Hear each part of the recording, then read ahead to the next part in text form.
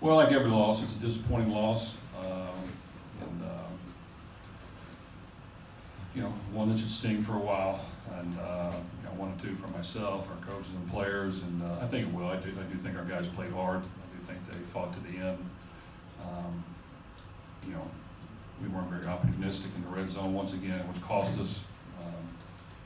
When you almost have 3 times as many first downs as the other team, you've got to figure out a way to win. So that's something that we got to get better at, is producing points when we get in there tight, and that has not happened. And there were some things we got better at, but it wasn't good enough. When you play good football teams, good physical Big Ten teams, you've got to be good in all elements. Our defense did some good things, gave up a couple easy throws there, especially to start the second half. That hurt us. Then it did start raining a whole lot, but we still were able to move the ball at times, just couldn't convert in the red zone, and had a fumble one time driving early. Even at the end, Aiden did some really good things. The interception, the double covering the guy, it's first and second option isn't going to be open all the time. You got to be able to find a check down or run it occasionally, or throw it away. So those are things that we've got to improve. But I do think our guys play hard. I do think they want to win. I think it's just a matter of trying to grind this thing out, and all of us digging deep and trying to figure it out and come out and compete on the next game. Questions, please. Jeff, is the red zone issues on offense kind of, when you're stuck on 13 points these last 3 games, is that where you go, and that's the culprit right now? Well, it for sure is. It's the culprit on the offensive side of the ball. We're down in there. When we get down in there, teams are playing the pass. We've got to figure out a way to run the ball and get in the end zone. And if you can't do that, we're basically playing 7 across, and there's not a whole lot of room behind. So there's not a whole lot of different levels to throw it on. So you throw it before, they're going to make the tackle. Throw it behind, much room. We've got to pound it in there, and figure out ways to get points. You have to, when you move the ball and you get down, and you have to get 7 points, bottom line, and we're not doing that. And then and it's costing us. It's costing us a great deal. Jeff, talk about the play of Aiden, and also your use of Austin Burton. I think came in 3 times and ran all 3. What was your thinking there too? Well, we had a package for Austin to run the ball. As you guys know, Aiden, his strength is not mobility. And, I thought he made some good throws and made some accurate throws up the field. There's a point of being aggressive. There's a point of not turning over. We had about 4 or 5 that, were in the traffic, and he's got to be very cautious with that. And then, we had the fumble when our tackle got beat right away, which is hard to not get a fumble there, but we got to get 2 hands on it and have a feel for it, and then the interception at the end. So, when you throw a lot, some of those things are going to happen. At the same time, I tell them every game, I know mobility is not your thing, but you got to be able to tuck the ball and run it 3 or 4 times a game. That's football. It's just they're going to guard things, and so we still have to work on that, even if it's just 1 or 2 yards. So we wanted to bring Austin in just to give us a little bit of a different run threat, especially in some short yardage situations and some other red zone situations. One time it worked, one time it didn't. Can't remember what happened on the other time. But we've got to figure out ways to score in the red zone. Jeff, you have tried to establish a run game quite a bit for many years now, but with Aiden's ability to throw downfield, is that kind of what opened up King's opportunities, the run game opportunities today, because you did much better on the ground than say last week? Well, we have to get better at running it, and overall what we did, we were able to get some yards running the ball. In the end, it's about scoring points and win the game. So while I want to have balance and be good at both, we got to score points and win the game. So King ran hard, took some sacks that we shouldn't have took, so it cost us a lot of rushing yards, I guess, to take away from that. But we can't take those sacks, and yes, they're going to happen some. So there's got to be a fine balance. At the same time, our playmakers got to get the ball. But once again, scoring when we get inside the 20 has to happen, or you will not beat the teams that are on our schedule.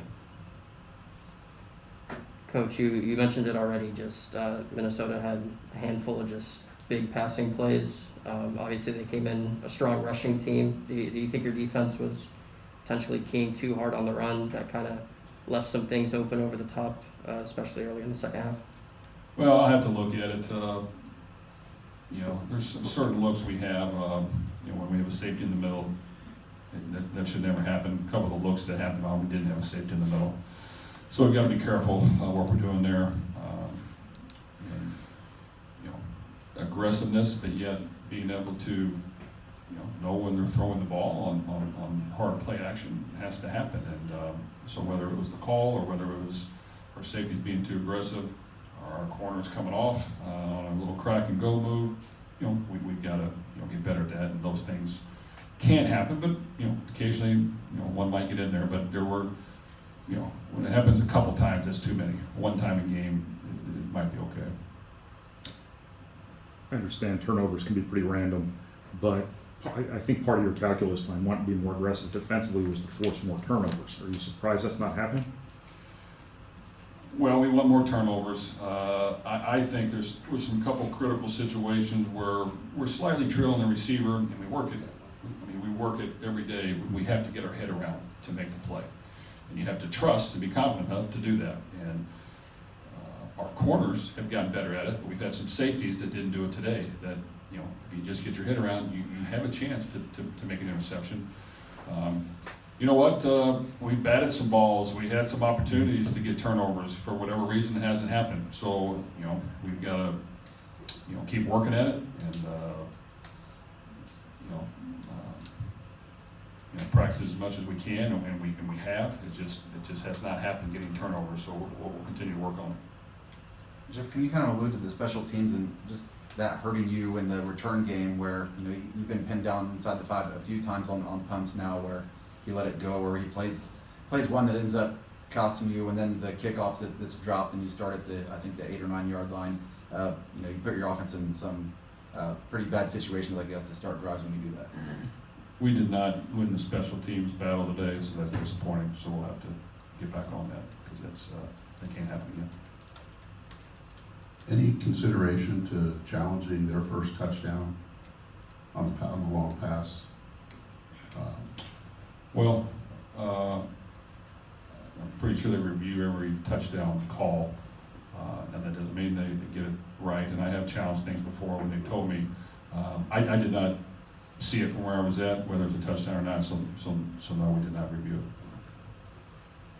it. Just talk about David Bell. He got on the field today, and you came on late. I think you led in catches and yards, Jeff. Just discuss his comeback and what you thought. As you guys know, David's a great player. Does a tremendous job for us.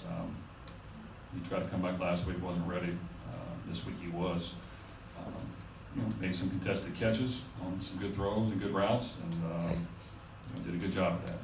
And, you know, we got to figure out ways maybe to get him some yards after the catch, or hit him on some underneath routes and let him run.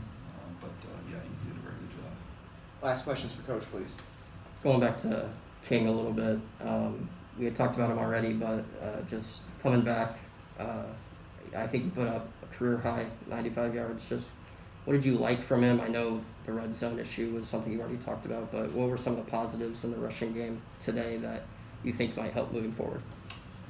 Well, Xander and King, those are our two running backs coming in the season that we had, you know, confidence in, and know that they can play football for us. And King was able to come back after some setbacks and you know, get back to running like the King we knew he could.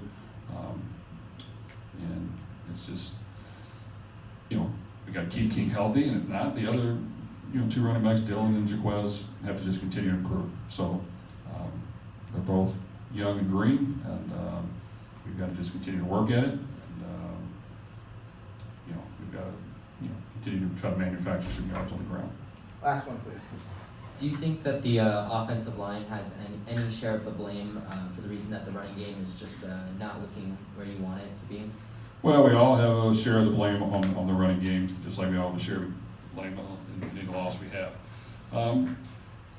You know, today I thought there were a few times a couple linemen, I'm not going to mention their name, didn't play up to par. You know, the one thing I can say is they all work extremely hard. They're all trying, doing the best they can, and we just got to continue to work with them. So, while I did notice some struggles, just standing out there without even looking at the video, which I'm sure happened, you just got to continue to work through it and get our guys better. Thank you, everybody. Like last week, we'll have student athletes across the